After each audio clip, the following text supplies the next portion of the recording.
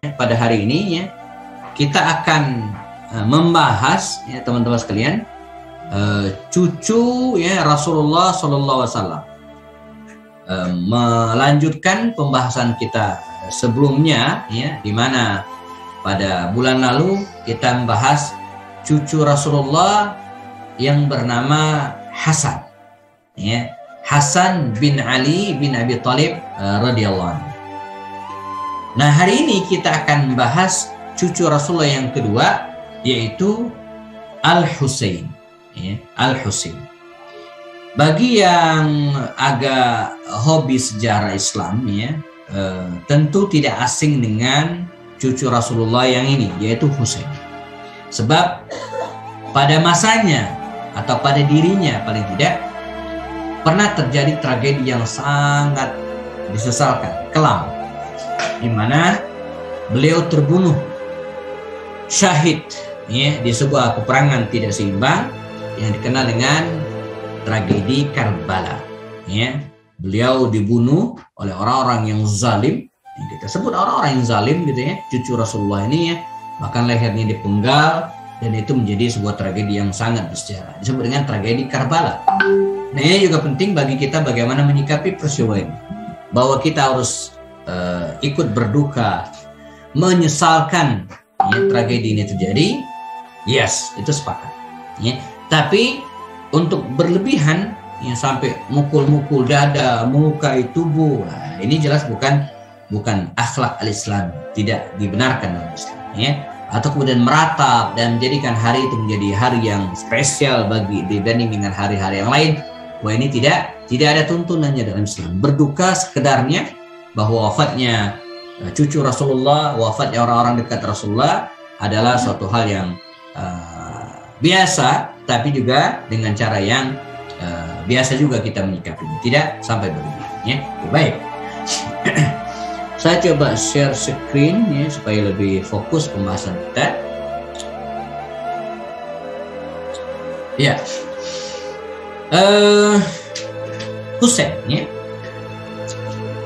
Husain ini teman-teman sekalian merupakan putra dari Ali bin Abi Thalib dan Fatimah, dan karenanya seperti disampaikan di awal, dia adalah cucu Rasulullah. Ya, Nabi kan punya anak 4 yang wanita, Zainab, Ruqayyah, Ummu Kulsum, dan Fatimah ya.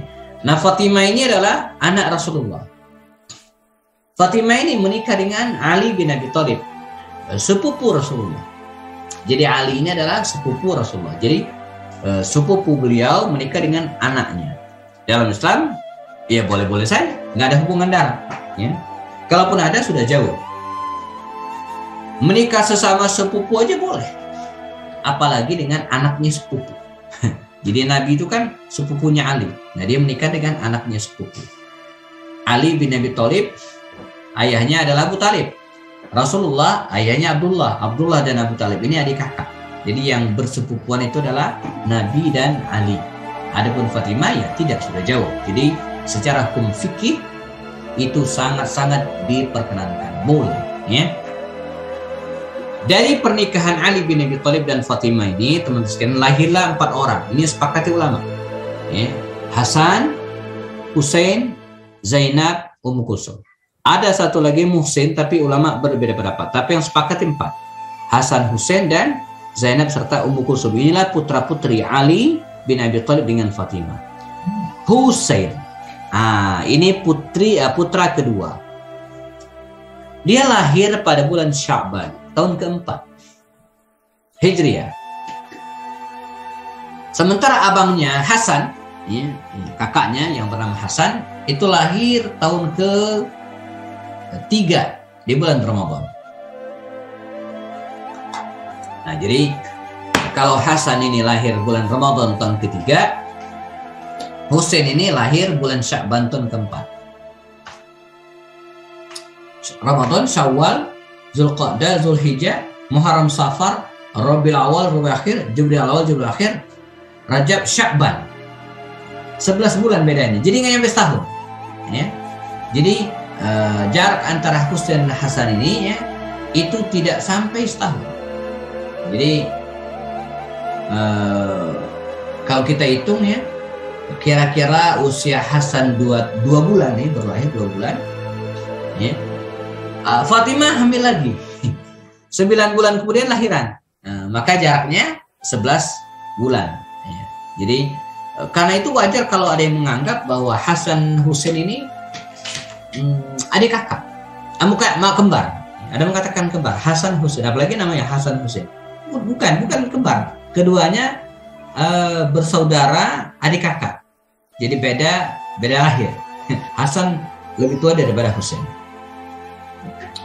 Nah, ada beberapa keutamaan Husain ini ya. Menjelaskan keutamaan Husain bukan berarti kita langsung jadi orang Syiah.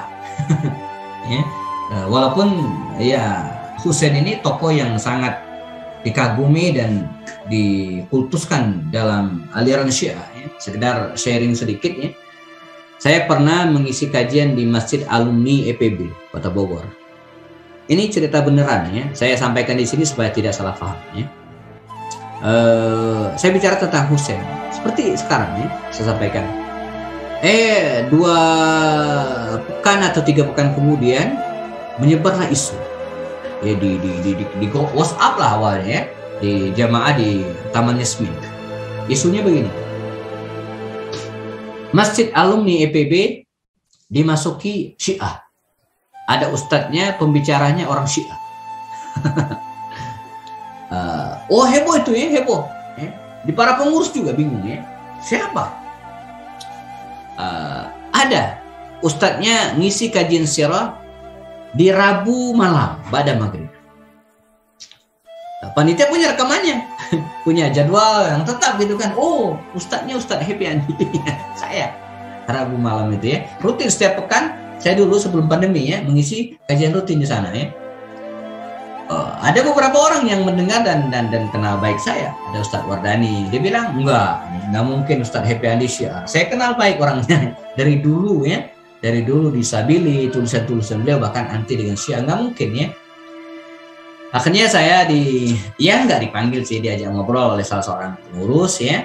Begini Ustadz, mohon maaf bukan menuduh ya. Terus saya bisa menduga segala. Coba ditelusuri siapa, dan tanpa menyebutkan nama diketahui lah ternyata orang yang pertama kali menyebarkan isu itu dari jamaah Taman Yasmin ya.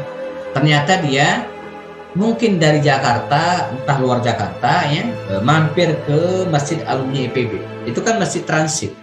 Orang belanja ke mall Botani, sholat di sana. Dari luar kota di bus Damri mampir sholat di situ. Jadi siapapun bisa sholat di situ. Itu bukan masjid komplek perumahan yang orangnya itu aja, enggak, siapa aja sholat di situ ya. Nah ternyata ini orang ya, sekali sholat di situ ya, entah mungkin hujan atau mungkin tertarik dengan kajian saya ya, dia tidak pulang, habis maghrib itu ikut kajian saya ya. Saya bicara tentang keutamaan Husain, tentang keabdolan Husain dibandingkan yang lain, khususnya saya bicara. Maka disimpulkanlah saya Syiah ya. Dia tidak pernah ikut kajian saya sebelumnya, dan setelahnya nggak pernah ikut sama sekali. Padahal sebelumnya saya bicara tentang Abu Bakar, tentang Utsman dan kisah Rasulullah yang lain. Ini bahaya. Sekali-kalinya ngaji, tiba-tiba nuduh ustadznya Syiah. Wah, ini nggak benar gitu ya. Jadi ketika kita bicara tentang keutamaan Husain hari ini, bukan berarti kita menjadi orang Syiah, bukan. Karena memang Husain ini layak kita hormati. Ya. Kata Rasul dalam hadisnya, barang siapa yang menghormati Husain, maka dia menghormati saya, mencintai saya. Nanti kita akan bacakan hadis-hadisnya ya. Di antara keutamaan Husain misalnya adalah Abdullah bin Umar ketika ditanya oleh seseorang yang datang dari Kufah, dari Irak, tentang hukum membunuh lalat saat ihram. Kalau kita haji, ihram itu kan nggak boleh membunuh hewan, ya, bahkan lalat sekalipun, gitu, nyamuk sekalipun, dalam keadaan ihram. Maka Abdullah bin Umar mengatakan, lihatlah orang ini, ya, orang Irak ini. Dia bertanya tentang hukum membunuh seekor lalat. Padahal dulu nenek moyangnya gitu kan membunuh putra ya, dan putra dari putri terbaik Rasulullah, yaitu Husain. Nah, jadi Abdullah bin Umar ini mengakui keutamaan Husain. Dalam hadis Nabi mengatakan, huma raihatanayya minad dunya. Keduanya, Hasan dan Husain ini adalah raihatanayya, dua tangkai raihatanayya, ya, bunga di dunia. Jadi wangi Rasulullah di dunia ya. Rasulullah juga mengingatkan, Husain minni wa ana min Husain, ahabballahu man ahabba Husainan, Husain sibtun minal asbat. Husain dariku dan saya dari Husain. Ahabballahu man ahabba Husainan. Allah mencintai orang-orang yang mencintai Husain. Husain sibtun minal asbat. Husain adalah satu umat dari umat-umatku dalam kebaikan. Sibtun, ya. Dari hadis yang lain, wa an Abi Sa'id al-Khudri radhiyallahu anhu, dari Abi Sa'id al-Khudri radhiyallahu anhu mengatakan, Al-Hasan wal Husainu sayyida syababi ahli jannah. Hasan dan Husain ini adalah pemuka, sayyid, syabab, pemuda di surga. Ini juga sebagai jaminan bahwa Husain ini dijamin surga. Wa an Zurrin an Abdullah qala Rasul bersabda, hadzani ibdaya faman habbahuma faqad habba. Ini adalah cucuku Hasan dan Husain, faman ahabbahuma, barang siapa yang mencintai keduanya, faqad habbani, berarti dia telah mencintai, ya, yakni Hasan dan Husain, ya. Ya, Hasan dan Husain ini bersaudara kembar, bukan bersaudara kembar, adik kakak, ya. Namun keduanya memiliki karakter yang berbeda, ya, karakter berbeda. Tentang sifat Husain misalnya disebutkan dalam kitab Az-Zahabi, ya. Sungguhnya Hasan pernah berkata kepada Husain, Hasan kakaknya pernah berkata kepada Husain, betapa ingin aku memiliki sebagian kekerasan hati. Jadi Husain ini dianggap lebih keras, lebih galak, lebih tegas daripada kakaknya Hasan. Dan Husain adiknya menjawab, betapa ingin aku memiliki sebagian kelembutan lidah. Jadi Husain ini teman-teman jamaah, dari aspek postur tubuh dia lebih besar, gemuk, tinggi badannya, ya, dan dia lebih galak, lebih keras daripada kakaknya Hasan. Sementara Hasan postur tubuhnya ini mirip dengan Rasulullah, tidak begitu besar, tidak begitu kecil, dan sedang biasa saja. Postur tubuhnya adalah postur tubuh adi, kebiasaan bangsa Arab. Nah, beda dengan Husain, Hasan ini lebih halus, lebih lembut, ya, dibanding dengan adiknya Husain. Nah, jadi sehingga ada yang mengatakan Husain itu lebih tua daripada Hasan, padahal enggak, Hasan yang lebih tua, ya. Nah, keduanya Hasan dan Husain ini, ya, jemaah muslim, hidup bersama Rasulullah SAW. Kalau kita hitung waktunya, Husain lahir tahun keempat, Husain, ya. Rasulullah wafat tahun ke-11. Nah, jadi ketika Rasul meninggal, usia Husain ini berapa? 11 kurang 4, 7 tahun. Nah, 7 tahun, masih kecil, ya.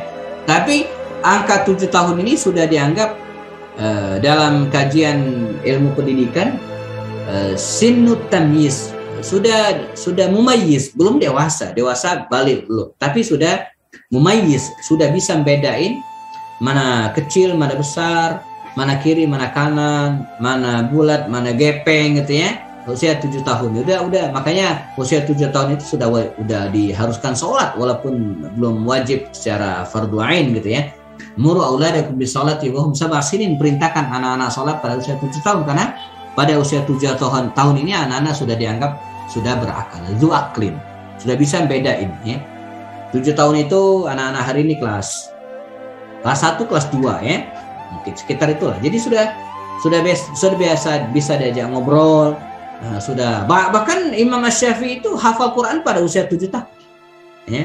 Dan sudah dianggap jelang dewasa lah, ya. Nah, ini juga pelajaran bagi kita. Kita jangan menganggap anak-anak usia 7 tahun itu masih kecil, enggak. Dalam metode pendidikan usia 7 tahun itu harus dididik disiplin, ya. Kalau 7 tahun ke bawah, 6 tahun, 5 tahun, ya kita harus bisa memanjakannya, ya. Tapi kalau sudah 7 tahun ke atas, tidak. Dia sudah dianggap sebagai anak-anak yang jelang dewasa. Tidak boleh diperlakukan seperti anak kecil lagi. Sudah harus disiplin sholat, sudah boleh disuruh-suruh apapun, misalnya suruh ngambil belanja, beli apa, kan udah bisa bedain. Tapi kalau usia 5 tahun kan belum bisa. Belanja apa, antar yang dibeli apa, ya. Usia 7 tahun ini sudah diajarin membaca dan menulis, membedakan antara huruf-huruf, ya. Harus sudah bisa baca, ya, berhitung untuk angka-angka, hitung-hitungan yang normal, standar, ya. Nah, Husain ini meninggal, Rasulullah meninggal ketika Husain usianya sudah masuk usia 7 tahun. Selanjutnya dia menyertai Rasulullah ya dalam berbagai peristiwa sehingga dia meriwayatkan dari hadis-hadis Rasulullah.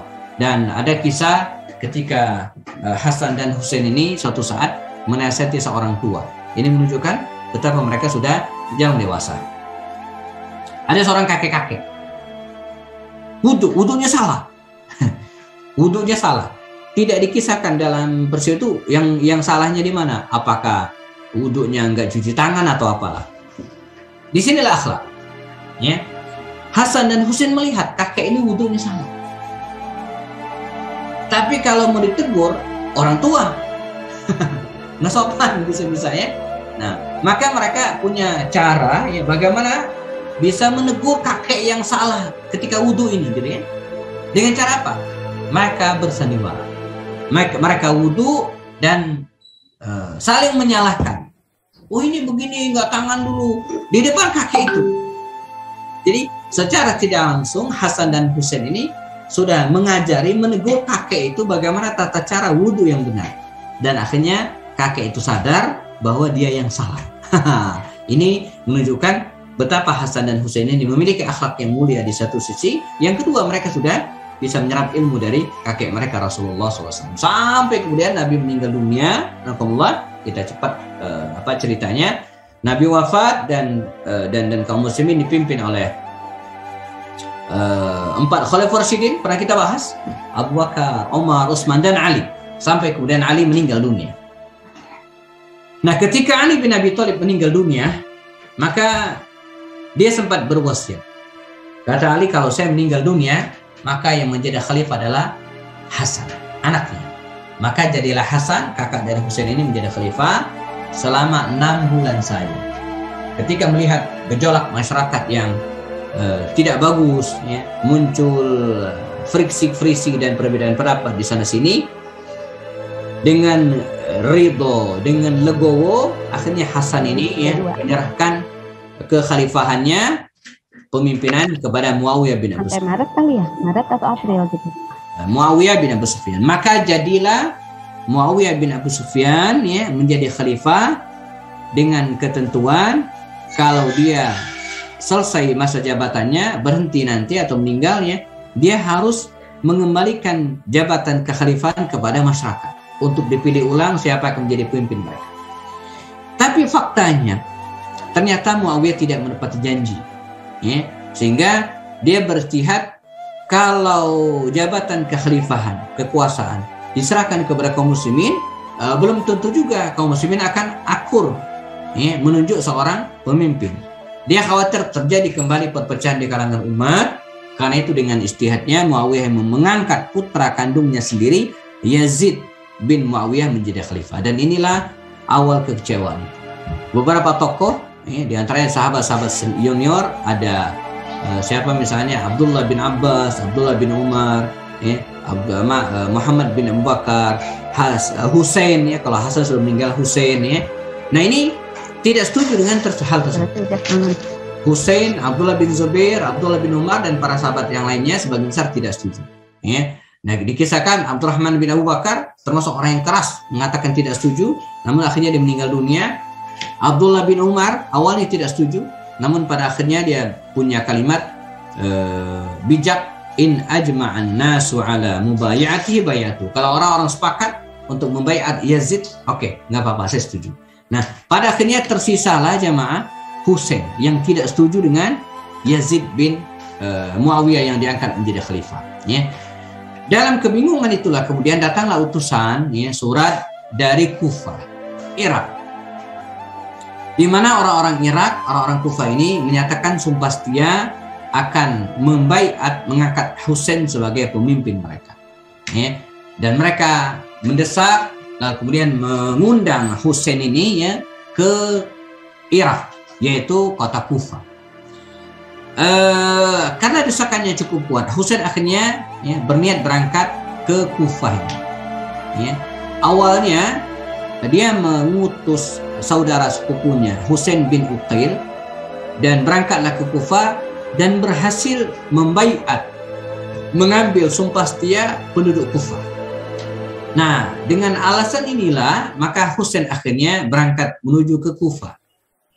walaupun dia dilarang oleh banyak pihak. Ya, karena orang-orang Kufah ini sulit dipegang. Ya. Beberapa di antara sahabat Nabi misalnya melarang. Misalnya Abdullah bin Abbas itu melarang. Kata dia apa?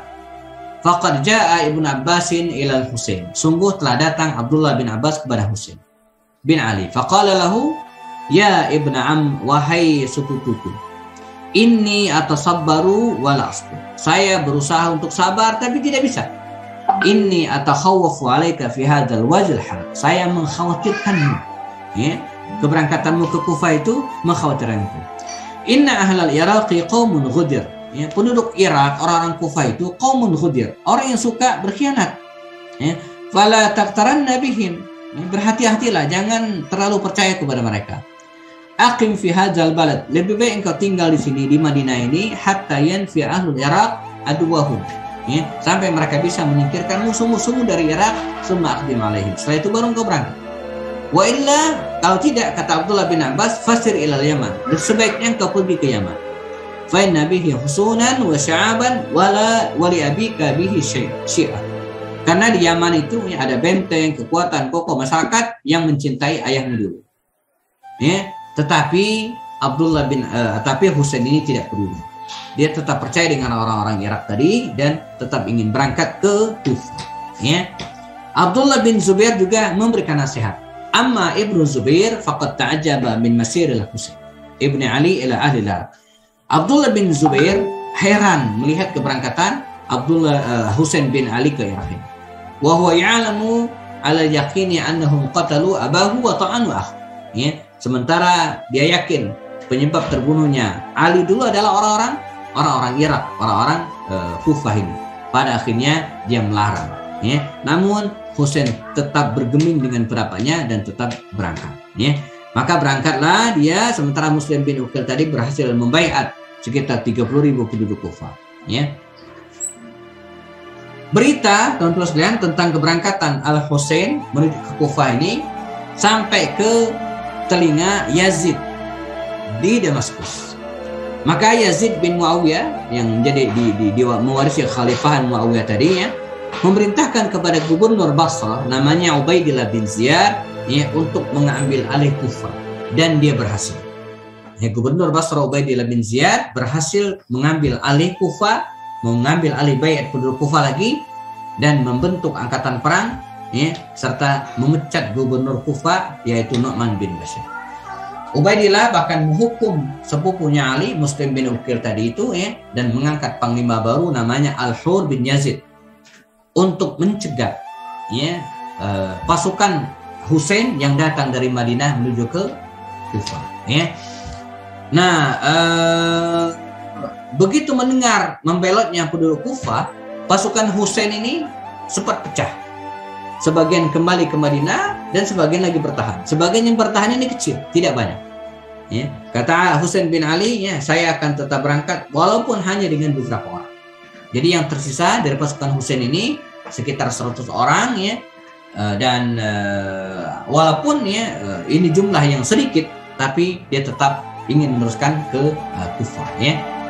Nah, di sebuah tempat ya, bertemulah dua pasukan ini, pasukan Panglima Al-Hur At-Tamimi yang dari Kufah tadi ya, bertemu dengan pasukan Husain. Melihat pasukan Husain yang sedikit, mereka mengira ini jebakan. Maka bantuan terus didatangkan dari Kufah dan dipimpin oleh Umar bin Sa'ad bin Abi Waqqas, anaknya sahabat Rasulullah Sa'ad bin Abi Waqqas. Ya. Nah, Panglima Umar bin Sa'ad bin Abi Waqqas ini memberikan 3 pilihan kepada Husain. Pertama, pasukan Husain kembali ke Mekah, kembali ke Madinah, tanah Hijaz. Yang kedua, menemui Yazid di Damaskus, dan yang ketiga bertempur. Ini pilihan-pilihan. 3 pilihan ini disampaikan kepada gubernur Basrah Ubaidillah bin Ziyad. Ya. Awalnya Ubaidillah bin Ziyad ingin berdamai, tapi pada akhirnya dia diprovokasi oleh seorang tokoh yang tidak terkenal namanya Syammar bin Ziljawshan, dan terpengaruhlah dia. Maka diangkatlah Syammar bin Ziljawshan ini untuk berangkat ke Kufah, berangkat untuk mencegah kafilah Ali bin Abi Thalib tadi, Husain bin Ali tadi ya, dan ketemulah mereka di sebuah ladang ya, sebuah kawasan yang dikenal dengan Karbala. Ya. Nah, disinilah terjadilah peperangan yang tidak seimbang antara 100-an pengikut Husain dengan ribuan. Ya, ada yang mengatakan 3.000, ada yang mengatakan 5.000 pasukan Panglima atau Shammar bin Ziljawshan tadinya. Peristiwa tersebut terjadi pada 10 Muharram 61 Hijriah. Ya, Shammar bin Ziljawshan, anak muda dari Kufa yang tidak dikenal entah siapa tadi ini ya, akhirnya berperang dan berhasil memenggal leher cucu Rasulullah yang mulia ini ya. Namun demikian seluruh keluarga Husain ini diamankan selamat, termasuk diantaranya ada Zainab, kakak Husain, Zainab bin Ali, serta putra Husain yang bernama Zainal Abidin. Ali Zainal Abidin ini dia bawa ke Kufa lalu ke Damaskus dan pada akhirnya dia dibebaskan ya. Nah, Husain bin Ali ini ketika dia meninggal dunia disesalkan sangat oleh Khalifah Yazid bin Muawiyah. Dia mengatakan, saya tidak pernah memerintahkan kalian untuk membunuhnya. Saya cuma memerintahkan untuk mencegat dan kemudian bernegosiasi. Tapi demikianlah pada akhirnya Husain bin Ali bin Abi Thalib terbunuh di medan Karbala, dan hari ini di tanggal tersebut ya, disebut sebagai hari Karbala oleh orang Rusia. Sangat dihormati. Pertanyaan terakhir sebagai penutup sebelum kita diskusi ya, karena sudah hampir jam 8:41 ya. Siapakah yang bertanggung jawab terhadap kasus terbunuhnya cucu Rasulullah Husain ini ya? Kalau kita runut hierarki perintahnya begini. Khalifahnya waktu itu adalah Yazid bin Muawiyah. Nah, Yazid ini ya, mengangkat Ubaidillah bin Ziyad sebagai gubernur Basra sekaligus mengambil alih Kufah. Ubaidillah ya, mengangkat Al-Hur bin Yazid sebagai panglima perang. Ya. Nah, Al-Hur bin Yazid ya, menugaskan kepada Umar bin Sa'ad bin Abi Waqqas. Umar bin Sa'ad bin Abi Waqqas bingung dan kemudian berlepas diri. Ya. Digantikan oleh Shammar bin Ziljawshan yang menggantikan Umar bin Sa'ad bin Abi Waqqas ya, untuk membunuh Husain. Nah, sehingga panjang sekali gitu ya. Jadi kalau kita ingin menyalahkan Yazid, ya dari aspek leadership kepemimpinan, ya dia bertanggung jawab. Tapi nggak secara langsung, bukan dia yang membunuh, bukan yang memerintah, tapi sudah turun ke bawah. Sudah lewat 4 perintah. Dia mengangkat Ubaidillah sebagai gubernur Ubaidillah mengangkat Al-Hur sebagai panglima perang, panglima Al-Hur mengangkat Umar bin Sa'ad. Umar bin Sa'ad mundur digantikan oleh Shammar bin Ziljawshan, dan Shammar inilah yang bisa disebut ya, sebagai eksekutor dalam peristiwa ini ya. Jadi demikianlah jelimetnya gitu kan. Makanya kalau hari ini kita masih mengamati pengadilan yang terjadi di tanah air ya, kasus Verdi Sambo ya, maka demikianlah siapa yang bertanggung jawab itu sangat belibet. Namun pada akhirnya yang terbukti membunuh cucu Rasulullah Husain ini adalah Shammar bin Ziljawshan, ya, seorang yang tidak dikenal sebelumnya yang berasal dari Kufah ya. Nah, bagaimana dengan Yazid? Summa akrama Yazidu ibnu Muawiyah nisa al-Husain wa lahu wa dakhalna al-nisa'i al-Muawiyah. Adapun Yazid ya, ketika mendapatkan sisa-sisa pasukan perang tadi dibawa ke Damaskus ya, dia berbuat baik kepada keluarga Husain ini ya, dan menjadikan mereka dalam keluarganya. Bahkan dia tetap 3 hari diberikan makan, minum dan jamu dengan tenang sampai akhirnya mereka kemudian dipersilakan untuk kembali ke Madinah Al-Munawwarah.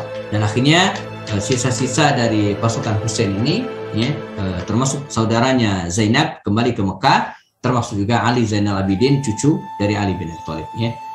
Terakhir sebagai penutup, keluarga keturunan Husain ya, dia melahirkan beberapa orang anak dari beberapa orang istrinya. Ada namanya istrinya Laila, ada Robab, Ummu Ishaq, dan ada seorang wanita di Quda'ah serta Ummu Walad ya. Mereka melahirkan beberapa keturunan, dan di antara keturunan yang terkenal itu yang terakhir ini Ali Zainal Abidin.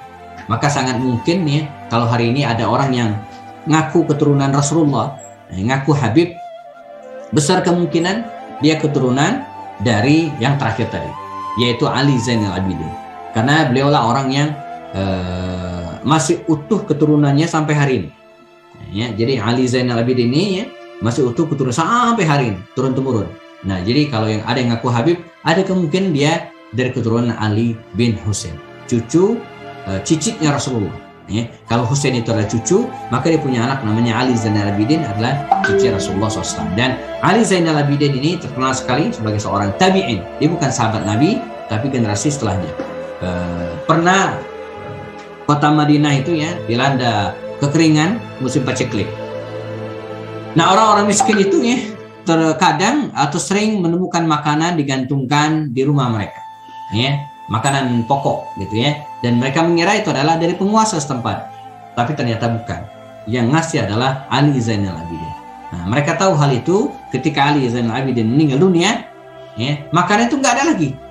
Selain itu, ketika mereka memandikan jenazahnya, maka di punggungnya itu ada bekas kapalan, bekas seperti orang sering mengangkat beban-beban berat, dan itu bukti bahwa dialah yang selama ini mengantarkan bahkan pokok ya, makanan pokok kepada penduduk-penduduk yang tidak mampu. Nah, ini salah satu kisah dari Ali Zainal Abidin, putra dari Husain bin Ali radhiyallahu anhu. Kita cut sampai sini teman sekalian, masih ada sisa sekitar 10 menitan ya, sebelum jam 9. Jika ada yang ingin ditambahkan, ditanyakan tentang kisah Husain hari ini, dipersilakan. Saya kembalikan kepada Kang Nasir Alwan. Demikian, jazakumullah khairan. Assalamualaikum warahmatullahi wabarakatuh. Waalaikumsalam warahmatullahi wabarakatuh. Mungkin ada 2 pertanyaan, Ustaz. Ya. Pertanyaan pertama dari saudari Nuni. Assalamualaikum Ustaz, mohon penjelasannya mengapa pasukan Husain bin Ali dikategorikan syahid padahal berperang dengan sesama Muslim.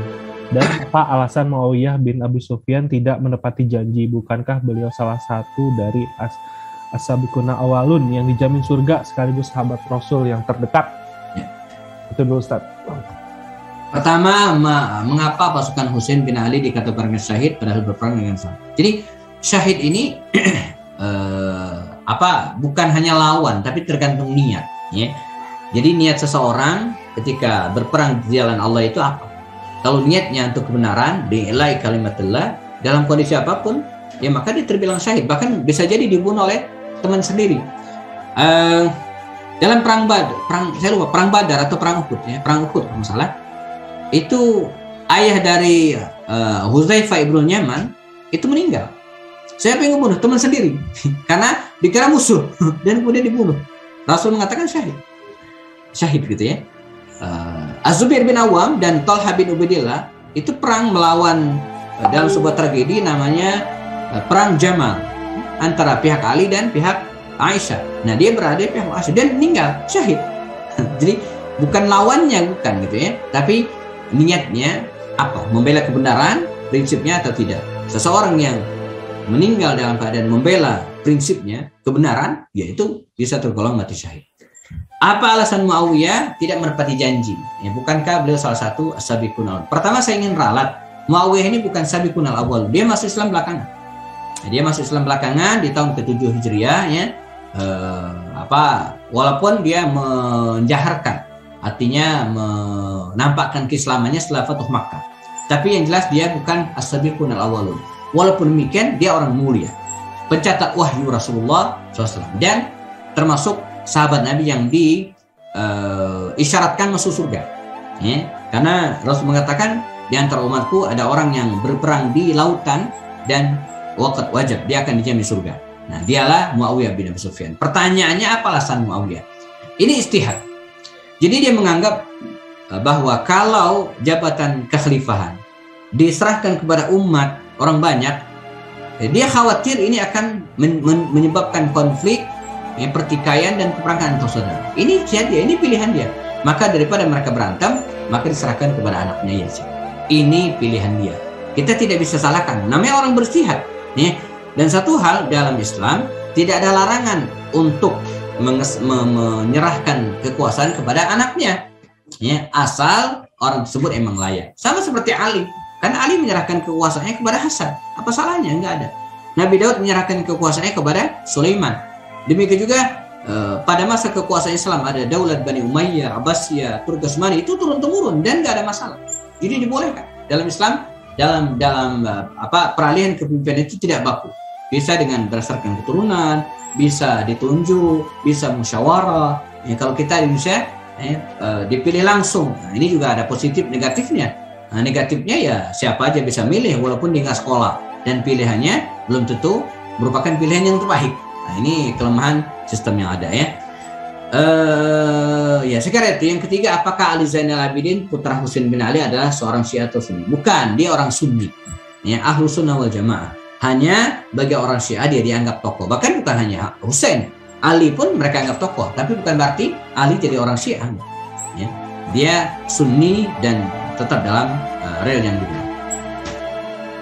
Ada lagi? Satu lagi Ustaz. Ya. Bagaimana proses terbentuknya kelompok Syiah terbesar di dunia menjadi sebuah negara di Iran? Apakah memang sejak dahulu terbunuhnya Husain, mereka berkumpul di wilayah yang sekarang menjadi Iran atau seperti apa? Iya betul. Jadi kalau kita lihat sejarah Syiah, ini awalnya makna Syiah itu kan fans, kelompok, grup, ya. Maka dulu ada Syiatu Ali, Syiatu Khalid, Syiatu Umar, penggemar lah ya, penggemar. Tapi lama kelamaan dia mengental sampai pada akhirnya menganggap diri mereka yang benar gitu kan dan yang lain salah, dan puncaknya ketika Husain terbunuh gitu kan, ya, mereka yang sangat mengagumi Ali bin Abi Thalib tadi semakin kental kekaguman mereka dan sampai pada titik mereka bikin aliran tersendiri ya. Dia punya kitab suci tersendiri, punya pendapat-pendapat yang berbeda dengan kaum muslimin yang lainnya. Adapun bagaimana mereka bisa berkumpul di daerah tersebut ya, sebab dari dulu pengikut atau orang-orang yang kita sebut Syiah ini bercokolnya di daerah Kufah, dan tidak jauh dari situ ada namanya Karbala. Jadi mereka ngumpul di tempat tersebut di daerah Kufah dan sekitarnya, atau ya, hari ini Iran ya. Nah, jadi Irak, Iran ya, itu dulu di masa para sahabat Nabi ya menyatu. Nah hanya ketika terjadi perang dunia pertama, Inggris ya kemudian mengkotak-kotakan wilayah tersebut. Ada Iran, ada Irak, ada Palestina, ada Yordania, ada Libya, ada Lebanon, ada Suriah. Nah dulu kan wilayah-wilayah adalah yang dikuasai oleh kaum muslimin, ya, tapi dipecah belah oleh asing, oleh para penjajah Inggris dan sekutunya waktu itu. Sehingga muncullah negara-negara kecil. Ada negara Kuwait, negara Irak, negara Iran, negara Lebanon. Ini kan negara-negara yang kecil. Ya, dulu menyatu dalam kekuasaan kaum muslimin. Ya. Nah jadi mereka membentuk sebuah negara akhirnya yang kita kenal dengan negara Iran. Ya, karena ibu kotanya ada di baik. Terakhir nih Ustadz, ini direct message sih sebenarnya ke saya. Oke. Maaf jika di luar konteks. Bagaimana dengan Jalaluddin Rumi dengan ajaran Sufi? Ada yang menyatakan itu sama dengan seperti Syiah. Mohon pencerahannya Ustadz. Iya, Syiah dengan Sufi beda ya. Jadi Syiah ini menganggap Ali bin Abi Thalib yang benar, yang lain salah, mengkafirkan Abu Bakar, menyalahkan Umar, ya, dan memurtadkan Utsman dan para sahabat yang lainnya. Ini Syiah. Mereka punya kitab sendiri namanya kitab Mushaf Fatimah. Azannya juga beda dengan azan kita. Ada kalimat tambahan asyhadu anna aliyan waliyallah. Wuduknya juga berbeda dengan kita. Ya, wuduknya mereka kakinya tidak dibasuh tapi diusap, dan beberapa perbedaan yang lainnya. Dan ini bukan perbedaan fikih, tapi perbedaan aliran. Ya. Jadi sebenarnya mereka keluar dari Islam. Ini orang Syiah. Adapun Sufi ini lebih kepada suatu kelompok yang menyendiri, ya, mengasingkan, jauh dari hiruk pikuk dunia. Biasanya di zaman pemerintahan Abbasiyah dulu yang mereka suka menyendiri di tempat-tempat sepi, di masjid-masjid misalnya. Dan dalam hal ini Sufi ini ada yang benar, ada yang tidak. Ada yang benar, seperti Imam Al-Ghazali itu termasuk seorang Sufi yang luar biasa. Itu yang benar. Dia menyendiri sekian tahun di loteng masjid Damaskus, Suriah. Ya, jadi di Suriah itu ada masjid agung besar dan ada menara-menaranya. Nah dia berdiam diri di situ dan tidak banyak yang tahu. Dia hanya turun ketika sholat waktu atau sekedar mencari makanan. Ya, dia berdiri di situ, menyendiri. Dia ini disebut dengan Sufi yang masih dalam koridor yang dibenarkan.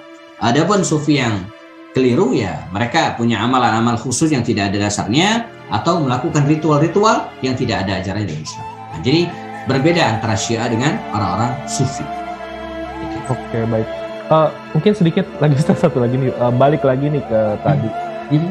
Bagaimana nasib dari pembunuh Husain? Apakah dia dieksekusi juga, Ustaz? Ya betul ya, Syamar bin Husain ini terakhir walaupun tidak langsung dikabarkan dia akhirnya terbunuh. Karena setelah itu kan muncul kekisruhan dan seterusnya ya. Pada akhirnya Syamar bin Zuljaushan pun akhirnya terbunuh. Walaupun tidak, kalau nggak salah dia ada yang ngebunuh secara diam-diam kalau tidak salah ya. Jadi tidak dihukum gantung atau enggak. Tapi terbunuh secara diam-diam oleh orang yang tidak dikenal gitu ya. Ada yang mengatakan dari pihak Hussein, tapi ada yang mengatakan ini orang umum yang tidak senang dengan sosok Syamar bin Zuljaushan.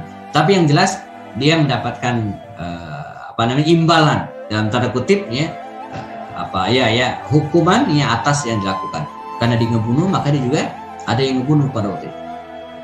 Ya, jadi tapi bukan dipenjara dihukum resmi enggak, tapi dibunuh secara tidak terhormat.